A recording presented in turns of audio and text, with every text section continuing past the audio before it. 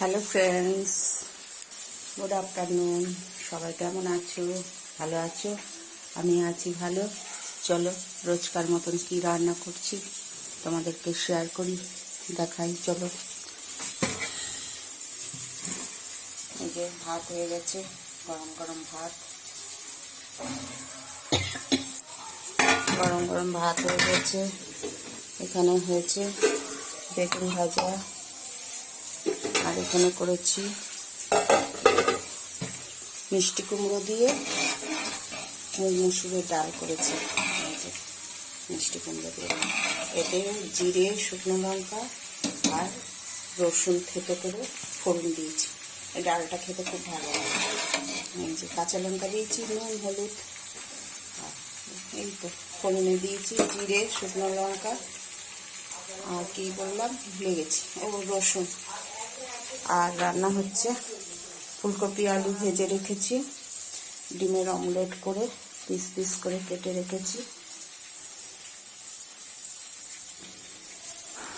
ফুলকপি আলু দিয়ে ডিমের অমলেট দিয়ে করা হচ্ছে। এখানে ডালটা ঢেকে দিই। ডাল হয়ে গেছে, বেগুন ভাজা হয়ে গেছে। এখানে মশলা কষানো হচ্ছে। সবাই জল দিয়ে মশলা কষায় না, ওইটা আমার পছন্দ হয় না। ওই মশলাটা খেতে ভালো হয় না। আমি জল দিয়ে কোনো সময় মশলা কষাই না, তেল দিয়েই আমি মশলা কষাই। দেখো আমার কড়াইতে পোড়াও লাগে না। সবাই বলে পুড়িয়ে যায়, দেখেছো আমার কড়াই।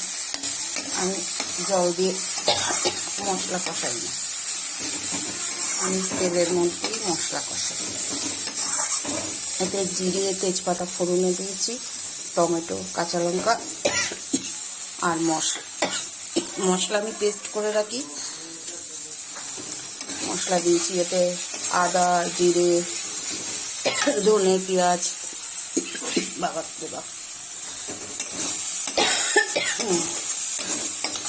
আদা, জিরে, ধনে, কাঁচা লঙ্কা, টমেটো সব একসাথে আমি পেস্ট করে রেখে দিই ফ্রিজে। তারপরে ওইটা অল্প অল্প দিই, দিয়ে তারপরে করি। 4-5 দিন চলে যায় আমার মশলাটা। আগে ডেলি করতাম, কিন্তু কখনো কারেন্ট থাকে, কখনো থাকে না, অসুবিধা হয়।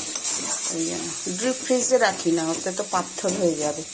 এমনি নর্মালি রাখি, যেখানে সবজি টবজি রাখা হয় ওখানেই রাখি মশলা।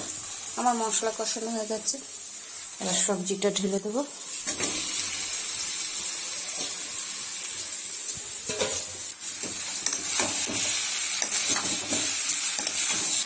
ফুলকপি আলু দিয়ে অমলেট তরকারি হচ্ছে। সবই ভাজা ভুজা রেডি, মশলাও ভালো মতন কষে গেছে। এই যে এখন জল দিয়ে দেবো।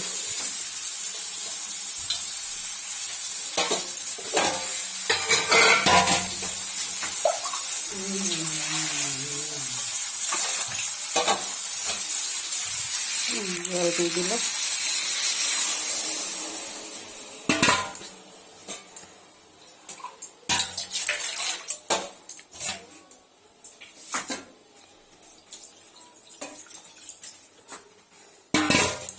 এক হাতে মোবাইল তো একটু অসুবিধা হচ্ছে, এদিক ওদিক হয়ে যাচ্ছে দেখানো।